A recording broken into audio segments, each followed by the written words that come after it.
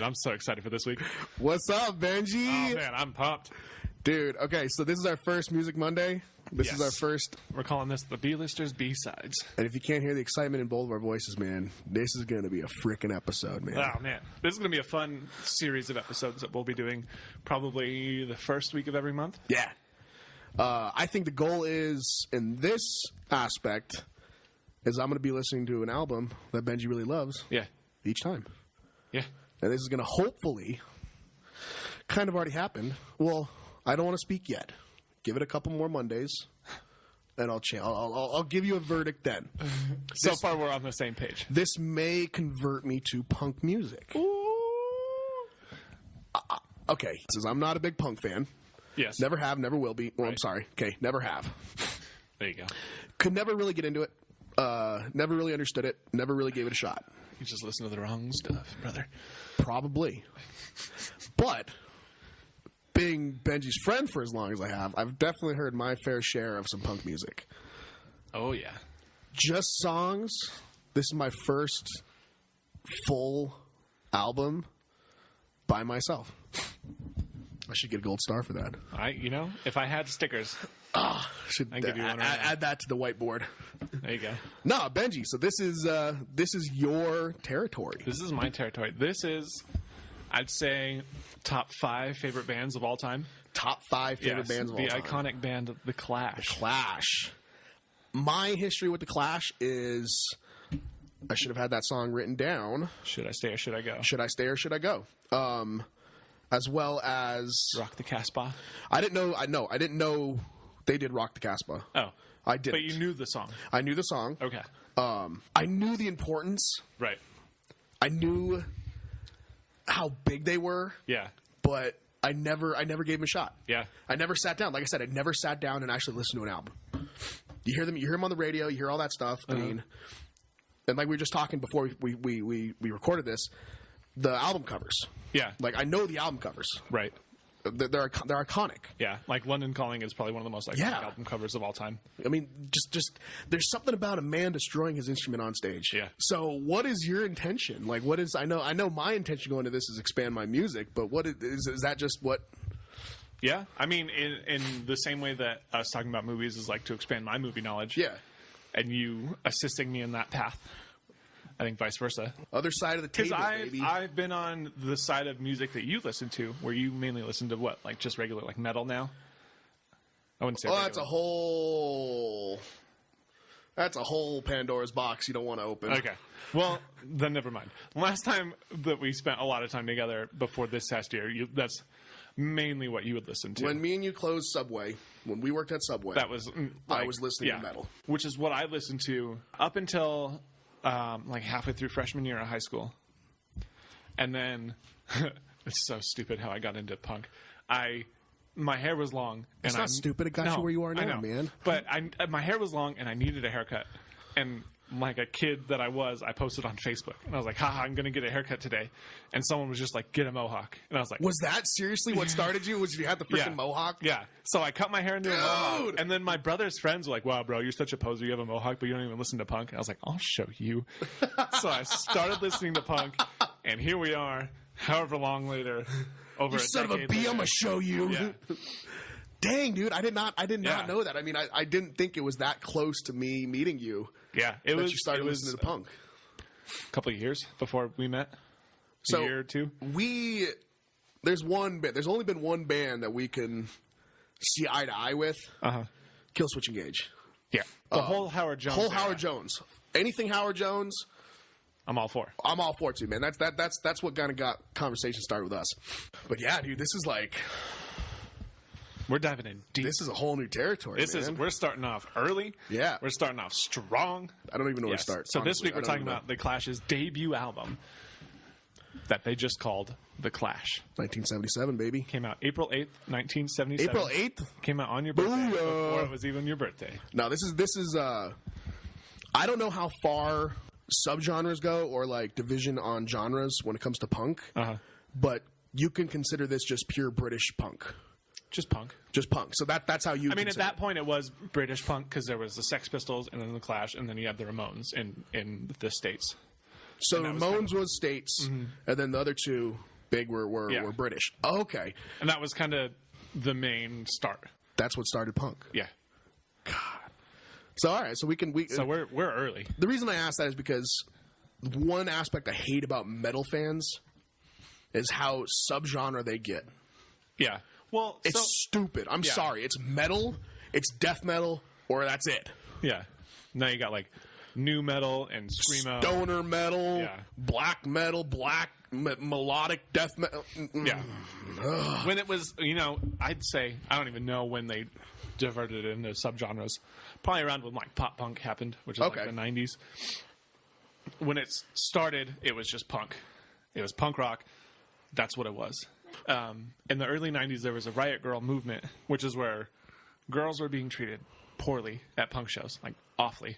I remember you guys mentioning this. So all these all female bands came up, and they played shows, and they're like all the men to the back, all the girls to the front. Dude, that's giving me chills, man. That's really giving me chills. It's one of the coolest things that ever happened in any kind of music genre ever. Yeah, it's so cool. So I think Lee's 100% right on that. Where that's when like subgenres really started. Okay, because they're even to this day they're still like a Riot Girl punk genre, and there's such good bands. I like that you mentioned that because one aspect I like about going to shows, rest in peace, live shows. Nap in peace, not rest in peace. They're just napping. They're not nap. Okay, all right. They're not dead until further notice. They're just snoozing away. One thing I really like about that, and I think that's maybe just as us as being who we are.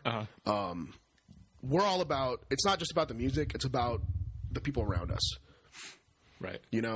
We go into a show, going in to have a good time. Right. But I know me and Benji both being pretty big guys, we're kind of used, and we're happily to be used. No, seriously. No, I'm laughing because you're right. We're happily to be used because, we've gone to many shows with our significant others, and that's when things kind of shift, and it's like, no, you take care of that person, you take care of the person next to you. I can't even tell you how many legs I've caught that were inches away from kicking Lee right in the head. Or how many people I've caught from falling over. That too. That almost fell into somebody or almost punched somebody. You know how many people I've helped crowd surf? Yeah.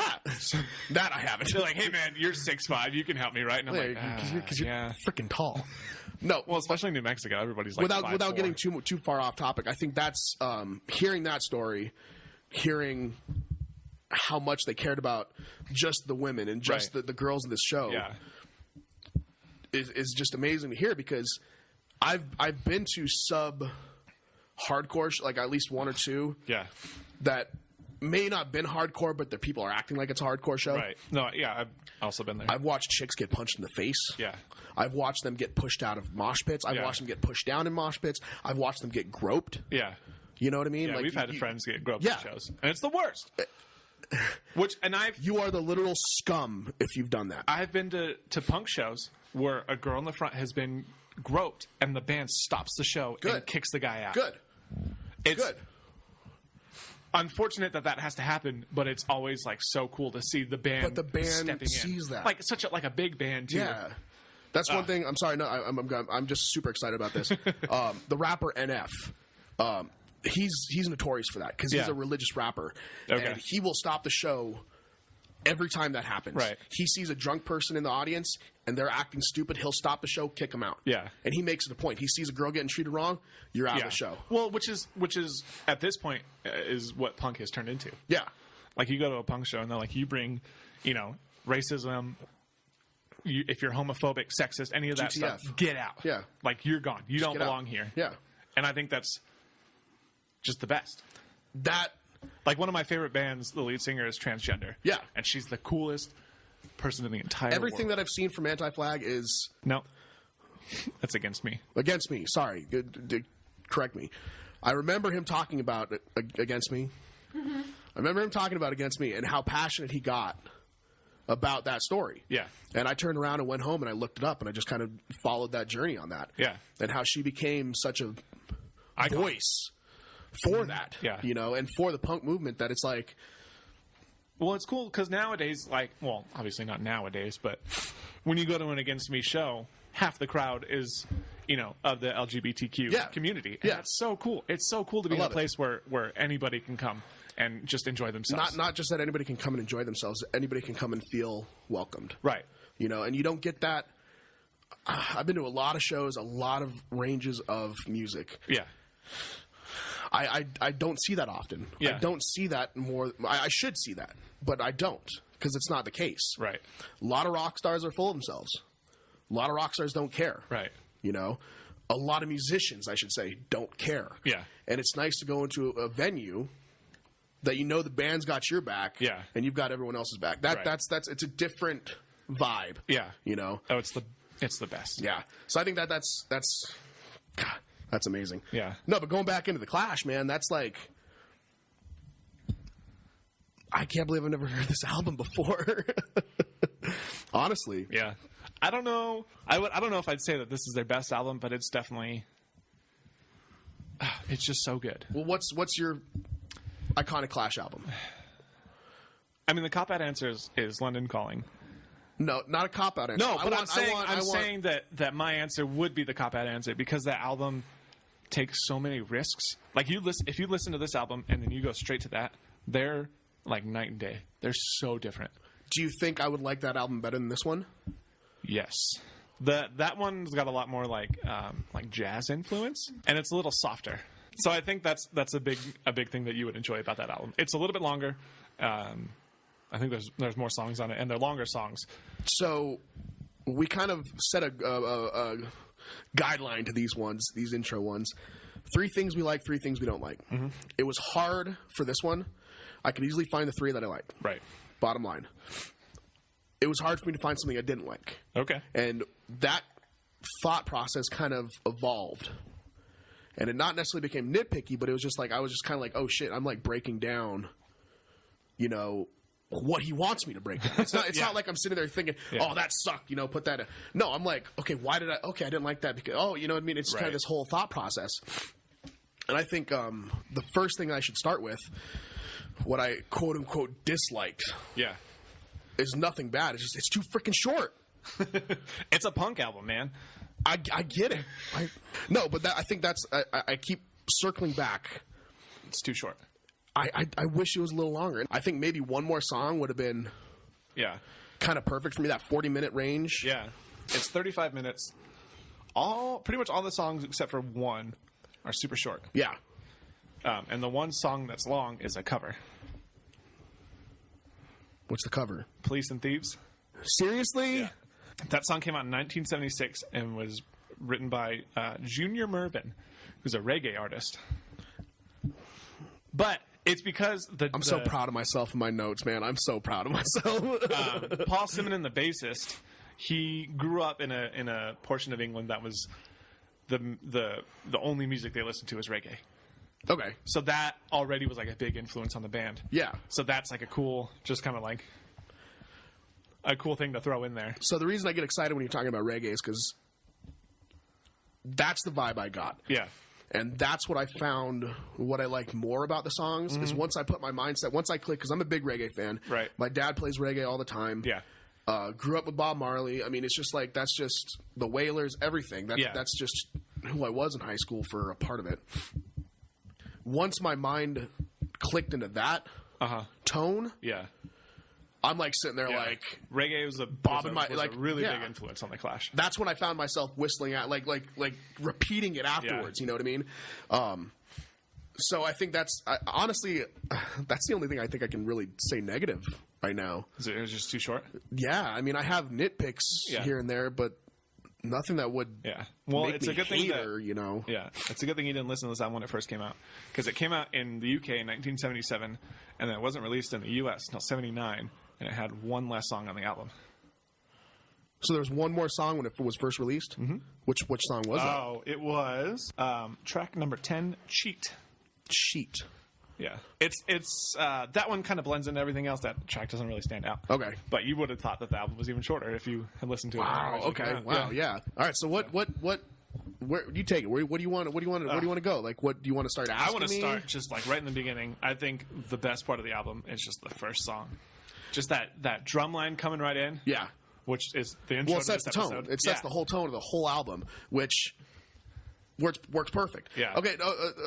After you say that, I'll kind of say my one other little nitpicky thing was the editing of the actual, which I get. That's how they wanted it to sound. Right. But I'm always like, oh man, I wish it was a little bit clearer.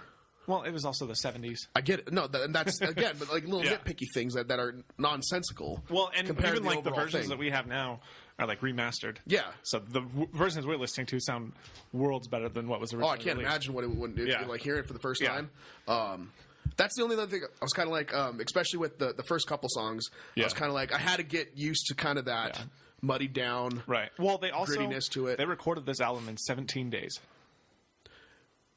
I've got so many questions on how they recorded it. Did they actually booth everything, or was it one of those situations where they had no time? They just threw a mic in the center of the room and just recorded. I think they did it technically live. I didn't do the research on that part. I should have. But it sounds to me... Because it sounds like they did that. Yeah, like said, they were all live. individually mic'd up and just plugged in, and they just played all together. That would make more sense. Now, I kind of respect that a little bit better now. That makes a lot more sense. Well, I guess... Because if they did it all individually, that would have taken a lot longer than 2.5 That's what I'm saying. And you would have had a little bit more clarity, let's say, with his singing. Exactly, yeah. Compared to the lead guitar. Yeah. I mean, that was like... those are the things that kind of meld in my mind. Yeah. But as a musician's son, I've been tuned to hear bass and drum. Yeah. That's just, hearing my dad, that's just immediately what I get drawn to. This is one of the best freaking bass players I've ever freaking heard. He had never played bass until 6 months before they played their first best show. freaking bass player I've ever heard, man. Oh, he's great. He's the best. just the certain bass lines, I'm just like... Well, and it's incredible to me how simple they are, but complex they sound. No, it's true. Because I've learned most of these bass lines. It's true, but if and they're so you, easy to play, but they sound so complicated. If you isolate each part, it's super simple. Yeah. Like, okay, I think that's downplaying it. It's not as complex as a lot of people would like to admit. It really isn't. It's not. I mean, punk music then wasn't. No. Like the Ramones, if you listen to, every single Ramones song back to back, except for the lyrics, you probably wouldn't be able to tell the difference. Yeah, I can see that. Yeah. But these, okay, no. Now that you mention that, one of my worries going into this is I'm going to listen to the same song 8 times, 10, whatever it is. Right. I'm going to be listening to the album's going to be the one song, right? How wrong was I? How wrong was I? Each song, I mean, there's a couple songs that have that typical punk rock vibe to it. Right. And I think this is what I was going to say. I'm going to surprise you. The top 3 songs that I like. Yeah, that was going to be my next question for you. Number 1, Police and Thieves. Yeah. Okay. That I kept drawn to that. Every time I listened to that the past 4 days, I kept playing that first. Okay. It's not so fast, and which is it's also a 6-minute song. Yeah. So it's slow. So I'm finding everything that I didn't like about punk, which was that whole like, that whole like but seriously, it's like the that aggressiveness. The aggressiveness, yeah. And that's what immediately drew to that song first, right? Because it's more like thought out. First and foremost, the reggae in that. Mm-hmm. You can feel that. You can feel in the bass. You can feel in the drums. That influence. Yeah. And I think that's why that's my number 1 right now. Uh-huh. And that's why it kind of bummed me out that you said it was a cover. But that's okay. That's okay. Regardless. The lyrics, too, man. Like, when I started going through each song and reading the lyrics as I was listening. Yeah. It just... The movement. That's all I got to say, man. Each song was about something different, and each song was about something important. I can't imagine what these guys were going through. Yeah. I mean, we see it now. Yeah. But it was a whole different world. But it was a whole different world back then. You didn't have previous instances of situations like this to learn from. These guys were thrown into these situations and had to fend for themselves and fight for their life. And the best way they can do that is put it to music. Yeah, exactly. And that's just I couldn't believe it. I loved how you felt like you were listening back then you were listening to it. Which is why I think I'm glad I went with this band and not like the Sex Pistols. Yeah. Because they're 2 sides of the same coin. Like they play the same genre of music. They toured together a few times. Both British, right? Both from British. England. But the Sex Pistols is more of like they take a more like anarchy approach to everything. Like they're more aggressive. Like they just want to destroy things and break things. Wow. Whereas the Clash is more of like, we want progress. That's what I felt. Like we want to make things better. We don't want to destroy anything. Like we want to just open people's eyes. Yeah. No, honestly, and I was like, I knew Benji was going to be so happy. It would be something that you would appreciate. Yeah, when I could sit there and I could read the lyrics, because it's one of those bands that it helps to read. It helps to listen to the album. Yeah. Go back and kind of read along with it. Right. Which a lot of people don't do, and that's something I don't usually do. I love to do that. But it puts it in perspective just how important it is. Right. You know? And how each song was, you could feel the power. And why, when they play those songs back in the day and you see those live performances and how much chaos, I wouldn't say chaos, but how much... It's chaotic. How much chaos it's a rowdy punk ensues. Show. Yeah. For a good reason. I mean, everybody felt the same way. Yeah. You know what I mean? And you can say that about any genre of music. You can say that about any live concert. When the crowd reacts the way you want to react, that's successful. Yeah. But there's something important about groundbreaking historical changes in music, which is this is the epitome. I mean, this album just right off the bat, like it hits hard. Yeah, like there's a song on here about like domestic violence. Yeah, there's a song about black kids fighting the police because they feel like they've been picked on too much. Like it's just my respect is through the roof. I was so quick to dismiss just how it sounds. Yeah. And that's any kind of music.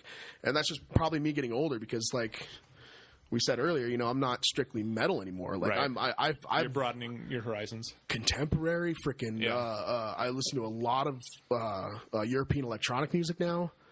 Okay. Which is strange. Yeah. I listen to a lot of that doesn't really surprise me. Singer-songwriter stuff, like just more like low beat kind of stuff. Yeah. And of course I love going back to my hardcore stuff, but where I'm at now is the best time to listen to this open kind of up stuff. your mind. Yeah. Well, and it's most people are like that. They just see punk as like loud and obnoxious and just like they just want to make noise and have fun. But bands like this, bands like Anti-Flag, they stand for something. Yeah. Like the whole point of them putting out music is to make a change in the world, to make it a better place. Well, and people don't see that. Just you saying that right there is the epitome of what punk is. When people sit there and look at from the outside and they're judging you because it's loud and angry. Yeah.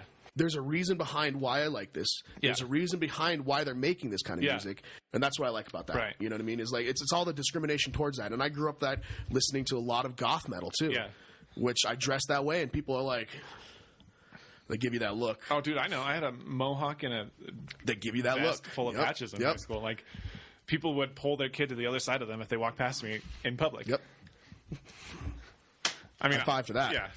Been there, done that. But I was like, honestly, I was going to be nicer to them than any. That's what I'm saying. It's like them not giving you the shot just because of the music you listen to, which is fine. Like that's fine. I don't care. People are people. But my point is that this is the epitome of punk music. That's the way I see it. Is that the rebellion of how you're treated and how people are treated. Yeah, And it's most bands don't write about anything substantive. No, it's like they just write songs to write songs, which is fine. Like there's catchy tunes. They write catchy songs, and there's tons of bands that I listen to that do that. We're all guilty of that. We all love that. Yeah, right. But it hits you different when a band makes you think. I completely and it makes agree. You want to change how you are, but for the better. I agree. And I think definitely when you fell into this world, was when you needed to hear it. 100%. You know what I mean? Yeah. Especially knowing your personal life and knowing how you grew up. Yeah. I think this was saving grace. Yeah, absolutely. To be honest. There was definitely a lot that pushed me toward it a little bit more. Yeah. But. So, my second song. Yes. Hate and War. Yeah.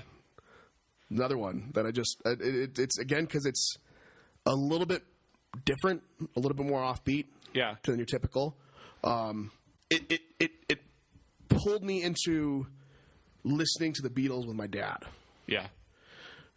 The way he sings, there's certain lyrics, or not the lyrics, but there's certain tones he hits that are very 1950s, 1960s. Yeah. Which is actually the whole point of the song was to it was to like create a contrast between like the hippie world of like the late 60s versus like the harsh reality that was the 70s in the UK. Yeah. And so Joe Strummer, the guy who wrote the song, who is probably like my number one idol, he named the song "Hate and War" as like a funny contrast to like peace and love. Oh, okay, yeah. And he was like, cool. he just thought it was a fun thing to And it call a worked. punk song that. Yeah, And it worked. Oh, And it that's worked. so cool. It caught attention. That's so cool. Yeah. Now that was one that the lyrics definitely stood out just a little different, and I love how simple, but not so simple these lyrics are. Right. Like I'm going through and I use the Apple Music lyric generator. Yeah. And it's just like it's just so he's clear. You know what I mean? There's no BS behind everything he's trying to say. Right. Just puts it down, and that's what it is. That's just You know what I mean? And it was just a catchy song, man. It was just a catchy song. Yeah, I'm. Yeah, I could go back. I'm gonna go back to this album for sure. Heck yeah, dude. For these songs. What was your third favorite song? London's Burning. That was a tough one. I kept going back. Yeah. It was either going to be that or where is it? Remote Control. Okay. Because I just love how that just went right into the second song. That was really well Remote done. Control's really good. Yeah. That one. Hold on, I wrote it down. This is a funny story about this song. So before this album came out in 76, The Clash toured with the Sex Pistols. And they had, I think it was like 19 shows booked. And they played just a couple. And then all the authorities shut down all the rest of the shows. Too much chaos, right? Too much. Yeah. Well, mainly probably because of the Sex Pistols, but the Clash obviously didn't help. But To be there at one of those shows, though, dude. Yeah. Oh my gosh, I would give anything. Like, for real. Yeah. So this song was kind of like it was in response to that, essentially. Okay. Like that's what the lyrics are written for. That was the whole point of the song. Wow. Yeah. Wow. Oh, there's so much there's just so much meaning to all their songs. Not every band you can hear history. Yeah. You know what I mean? Right. Like, Well, and with this song too, it's funny because after this album came out, the Clash wanted to release Janie Jones as like a single. yeah. And the record company went no, and then released this song as a single instead. So the Clash, I don't think ever played it again at a live show after that happened. For real? Yep. Because it went against what they wanted. Mm-hmm. Wow. Yeah. Oh, man. The first single they released, the first song from this album that they released, was White Riot, Yeah. See, which is, I think, probably the most powerful song on the album. I have heard that one before. So I was a little confused on the actual overall lineup. So Of the band? Of the band. So Okay. I know the original 4. There was technically an original 3. The drummer that played on this album only played with them until this album came out. Okay. And then they had a different drummer for the They had like 3 different drummers, didn't they? They had this drummer, and then they had another one for a long time, and then I think they went back to the first drummer. Because when I was looking up the history of it, there was a lot of returns coming back, from this period to this period, and then this and that. In the later years, it got really messy, which is why they dropped it. That's what kind of confused But, me. yeah, this drummer was a different drummer than they had for most of the rest of their Well, I was career impressed as band. with Topper. Topper. Yeah, he's not the one that drummed on this album. No. See, that's why I'm so confused, because nothing I could find. Right. It was, his name is He's getting old. Terry Chimes. Okay. I just couldn't read my own handwriting. Regardless. Oh, I mean, again, the drums and the bass in this Tory album. Crimes? Tory Crimes? It says on the back of the actual album, but when I looked up online, it said Terry Chimes. Anyway, but Mick Jones, Joe Strummer, and Paul Simonon, or Simonon if you're British, Were the original 3. are the original 3. Okay. Mick Jones and Paul Simonon went to school together for a long time, and they started a band, and they found Joe Strummer as the lead singer of another band, and they were like, hey, we want you to be in this band. And he was like, cool, let's do it. We're going to drop everything from our past lives and we're going to start this band. And like, you can't have any more friends. Yeah. You can't do this, whatever. When Topper joined the band, they were pretty much like, hey, you can't be married anymore. So he got divorced like a few months later. Wait, what? Yeah. What? Yeah. They were like, leave your past behind you. This is your life now. Holy Which is shit. crazy because then like a couple years later, like Joe Strummer started talking to like all of his old friends, and that aspect eventually faded. Well, I mean, any band is going to have things can get messy. Yeah. So that's one thing I learned very early on. Yeah. Especially seeing it with my dad. You know, go through like 5 or 6 different members within a month. Personalities, man. Yeah. Personalities. So, did all 3 of them are they all? They're not all on the same albums, right? So the lineup changed throughout each album, correct? Just the drummers. Just the drummers. Changed a few times. Okay. But for as far as I know, it's those 3 throughout. And I find it extremely hard to believe that Joe Strummer is the only one that's passed away. Yep. He died at 50 years old. 2002, right? Yep. I didn't see why. It was an undiagnosed heart defect. His heart just failed. Dude, Yeah. that's a world difference than a lot like growing up in rock and roll. Right.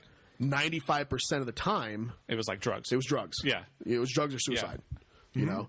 So to hear such a powerful, chaotic rush of a band. Well, and Joe Strummer went off to do such incredible things after the Clash broke up. If you ever have a chance, look up his band, Joe Strummer and the Mescaleros. I've heard that. You would love them. I guarantee you. After we're done, I'll play you one of their songs. Yeah, for sure. But it's, yeah. Joe Strummer was a real big believer in like community around like a campfire. Okay. Like he just felt like wherever there was a campfire, like people would crowd and people would make friends, and there was a community there. And he just like he. Not many people have that mindset, man. No, That's hold on, crazy. let me look this up real quick because I want to be right. So he didn't start it, but shortly after he died, there was a nonprofit organization started that was called the Joe Strummer Foundation, which is a nonprofit which promotes the development of new music. So it like gives. Provides like learning for people who want to learn music and instruments to people who can't afford them. Yeah. And things like that. Man.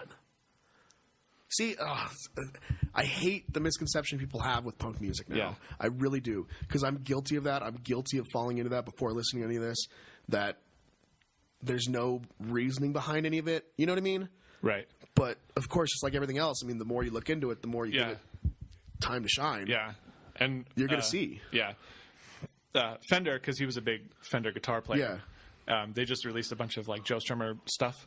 Like there's a couple guitar straps, which I have one in the other room. I'll show it to you when we're done. They released like a campfire acoustic guitar, which is really cool. What? Like some T-shirts, some guitar picks. Yeah. And they released. He has for a while he played with a white Fender Telecaster with a black stripe on it. Okay. And they pretty much copied that like centimeter by centimeter. Yeah. It's got the black stripe on it, and he had a sticker that he got in Bourbon Street in New Orleans. Yeah. That he had just right there on the guitar, and they have it on there. It's got like the pink road case that he had with like the leopard print lining on the inside.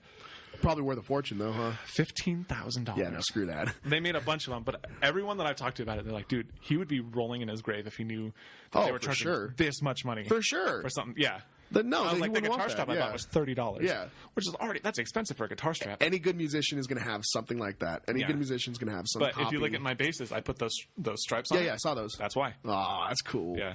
Oh, man. So I did see that there was a possibility of them actually reuniting again before he passed. Like they were trying to get that. Yeah, they did. Because I know they did a couple things here and there. Right. And I think they had like a big plan to do like a reunion concert. I think it was supposed to be like 2 or 3 months after he died. Yeah. Was when like the plan was for it. But I'm glad nothing came with that. You know what I mean? I'm glad that. Right. Because the stuff that they did do after, when they like all of them, I think it was just the main 3. Yeah. They did, I think, one show. I think they played once. I think they played White Riot together. Okay. And that was like one of the last things that they did together. Everyone asks like, what kind of musician or what kind of band or lineup would you bring back from the dead? Yeah. You know what I mean? This would be probably one of them. 100%. You know, for sure. If you watch live videos of the Clash playing in their prime, it's electric. So, okay. Like Joe Strummer had such a stage presence that it blows my mind. So I did do some research. I did try to go find some videos. The one that I saw that I think stood out to me the most was the Police and Thieves song live at Capitol Theater in 1980. Yeah. It was was it August of 1980? Yeah, August 3rd. And that video, man, is freaking good, dude. Like, just seeing them up there, hearing this and knowing that they probably filmed this or recorded this in a live kind of setting. Right. I can't imagine. Honestly, I can't imagine. Yeah, I would give anything. What's the closest you've seen to this in any band? Live. Any Anti-Flag show.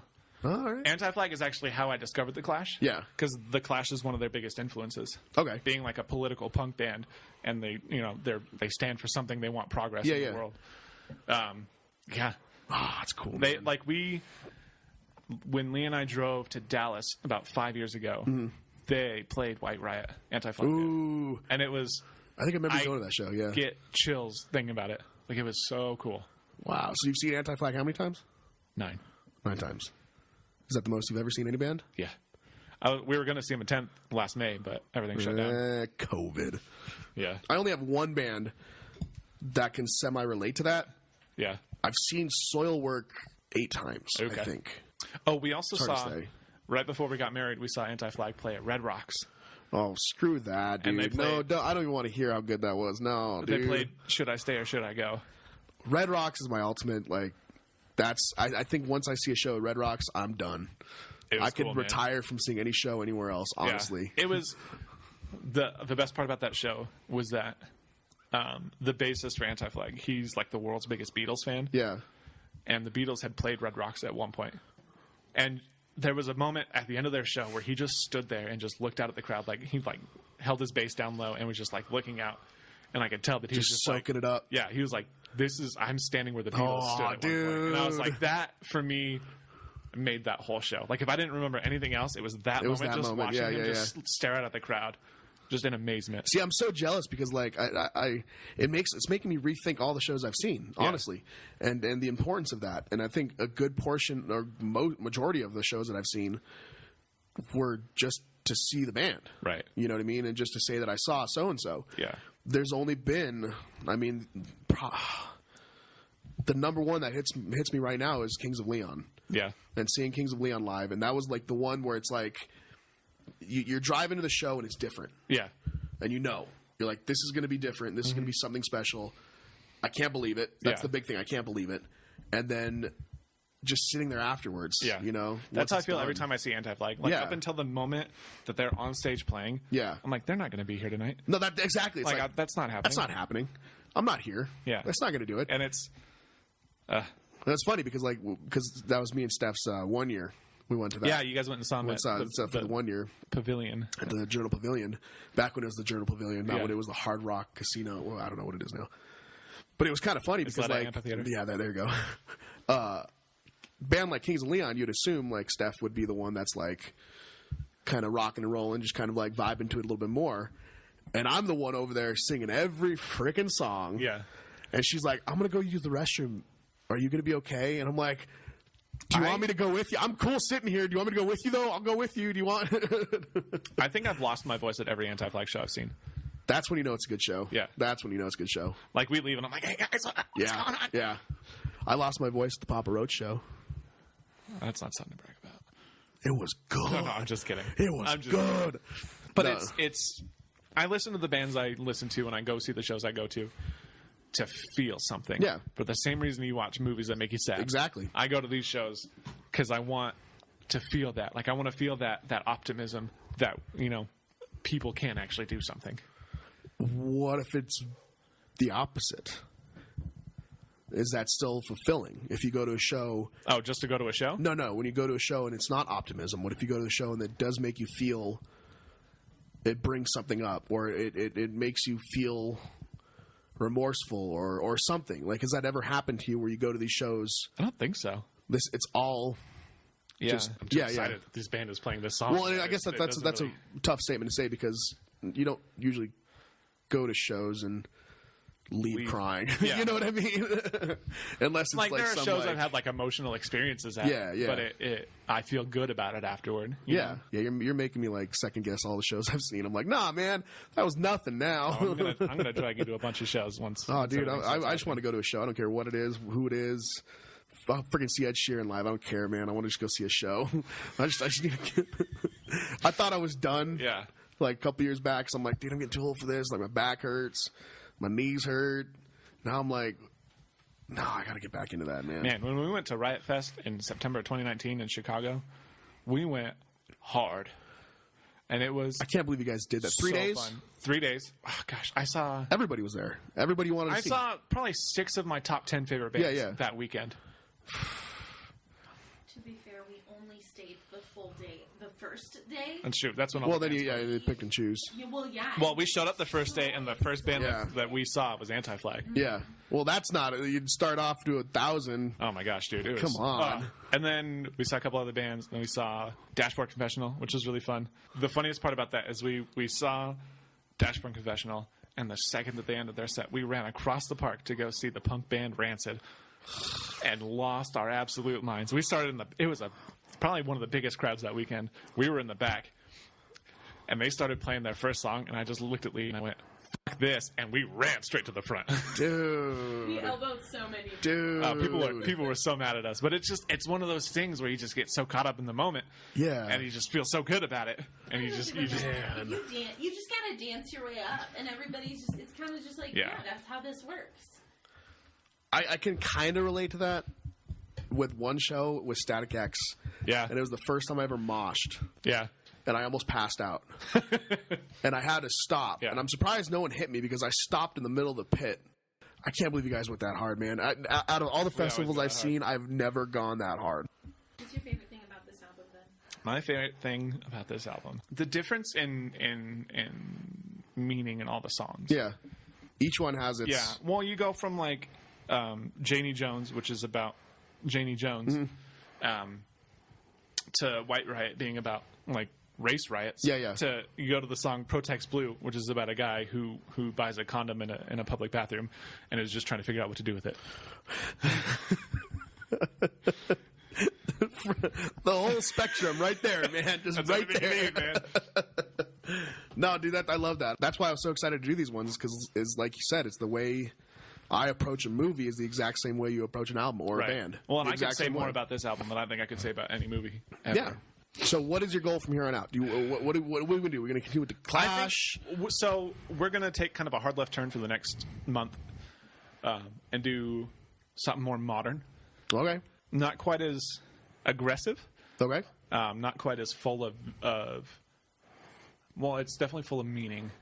It's just I hope it's full of meaning. It's got a different theme behind it. Okay. It's an album called Rented World by the Menzingers. Okay. That album came out right after my big breakup. Ooh. And I was just at Hastings one day, and I saw it there on vinyl, and I bought it, and I went home and I listened to it, and it was like the perfect album for that. Cry your eyes out? No. Okay. But it hit really hard emotionally. Yeah. I play it, and I think of nights where I was driving home from Subway, Pissed off. just mad. Yeah. Mad or sad or upset about something that was going on because of that situation. I was mad too. But it's one of those albums that I can still put on and love every second of Yeah. it. Even though I have like these bad memories attached to That's it. cool. That's It's good. just I think in terms of albums that define who I am as a person, that one is like within the top 3. All right, I'm excited. No, I'm excited. That'll be good. And it's That'll be a good one. It's a very different realm of punk. Yeah.